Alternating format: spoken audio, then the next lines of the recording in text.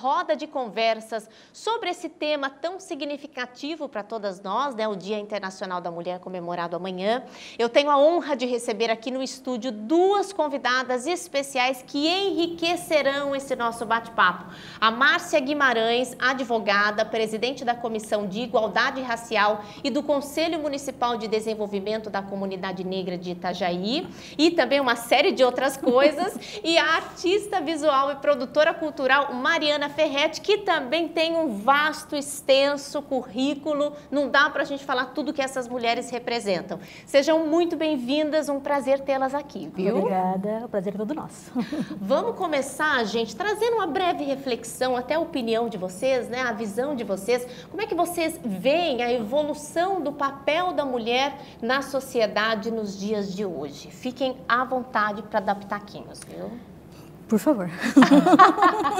Eu acho que a gente vem numa crescente, né, de ganhos de alguns direitos, mas a gente ainda tem muito a ganhar, ainda a gente, dentro da minha área, cara, das artes, né, independente do segmento artístico, a gente ainda tem uma preferência pelos homens em muitos aspectos, quanto a exposições, murais, até representatividade, assim, da classe. Mas eu tenho desenvolvido nos últimos anos projetos que envolvam mulheres, desde roda de conversa, exposições, festivais, porque a gente ainda precisa, né, fazer eventos e que coloquem a mulher no protagonismo, porque ainda falta um pouquinho do lugar pra gente, assim. A gente estava até batendo papo ali, né, falando da relação da mulher com a arte. Historicamente, ela foi, assim, esquecida, né, ela foi apagada da história, inclusive até o próprio trabalho, em épocas passadas, era representado pelos maridos, pelos homens, porque elas não tinham voz para isso, durante né? muitos anos, né, eu sou arte educadora também, assim, então durante muitos anos as mulheres, elas não puderam expor o seu trabalho, expor os seus quadros, nem falar que elas pintavam. Elas faziam tudo isso escondido, porque elas não podiam. Assim como antes a mulher não podia votar, etc., né? Em outras áreas, no campo da arte também foi assim. E muitas vezes artistas famosos que a gente conhece, como Monet, por exemplo, vendeu quadros como se fosse dele e era, na verdade, da sua companheira. Então, é bem histórico isso mesmo. Então, foi há pouco tempo que foi comercializado mais obras de mulheres, mulheres conseguiram chegar nos museus. O MASP tem um acervo permanente de mulheres, né, dentro da história da arte, que ele traz artistas desde a pré-história até a atualidade, artistas que foram esquecidas durante a história da arte, né? E é por isso que é tão importante a gente trazer essa informação, né, em detalhes, até mesmo como curiosidade para quem está em casa, porque às vezes a gente fala de luta por igualdade, né, luta por isso, mulheres protagonistas, e às vezes quem está em casa acaba não entendendo o significado tão profundo de tudo isso, porque não é tanto a realidade que a gente vive hoje, né, Márcia? Não. Como uma mulher preta, advogada, né? Hoje eu já estou na segunda, como presidente da Comissão da Igualdade Racial de Itajaí, eu estou na quarto ano, né? Como presidente do CONEG, estou no segundo mandato, né? Estou também no segundo mandato de conselheira da OAB, e a gente vê que são poucas mulheres negras. São poucos negros no total, no geral, dentro de uma instituição como a OAB. Né? Mulheres pretas são menos e menos ainda. Né? Num local como Santa Catarina e Itajaí, nós temos pouquíssimas mulheres negras advogadas, assim como temos poucas médicas, né? Outras profissões, engenheiros, então é bem complicado, é bem difícil esse protagonismo. Temos poucas, mas as que temos estão na representação, estão na luta, né, na vanguarda, fazendo alguma coisa pela comunidade negra da região aqui, principalmente de Itajaí. E eu queria até que você falasse um pouquinho dos direitos, né, um dos mais importantes adquiridos pelas mulheres ao longo do tempo. O voto. Né, o principal direito hoje que nós temos é o direito ao voto e, mais recentemente, né, é a violência. Né? Então, a Lei Maria da Penha, eu creio que seja a maior lei que nós temos hoje, sim, Vitória, né, em proteção. Né? Só que assim, apesar da Lei Maria da Penha estar aí, há muitos e muitos anos, ainda não nos protege. Né? Infelizmente, ainda não nos protege. Principalmente as mulheres negras que estão nas periferias e são obrigadas a se sujeitarem.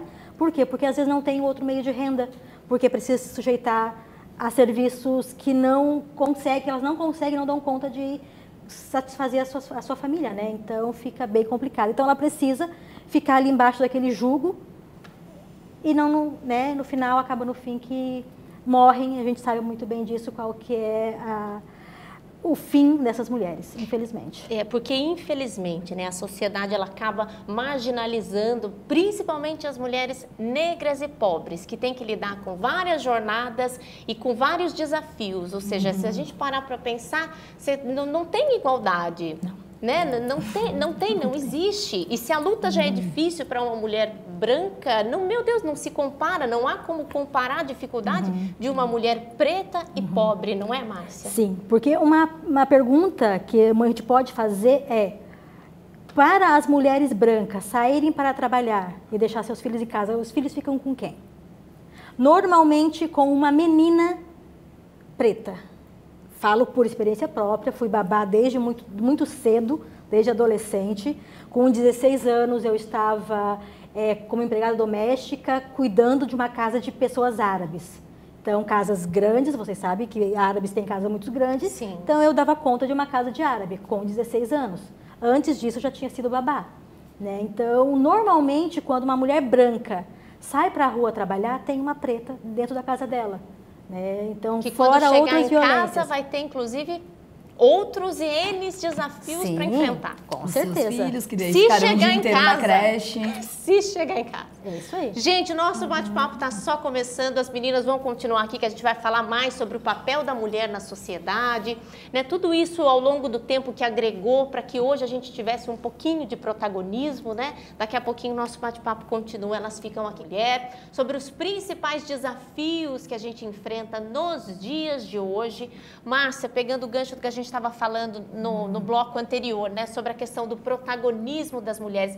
Por que é tão difícil fazer com que a gente ocupe lugares de liderança, lugares de decisões, lugares de poder? Porque um dos principais criações da mulher é que ela seja do lar, que ela seja da casa, que ela seja interna, que ela fique dentro do lar, né?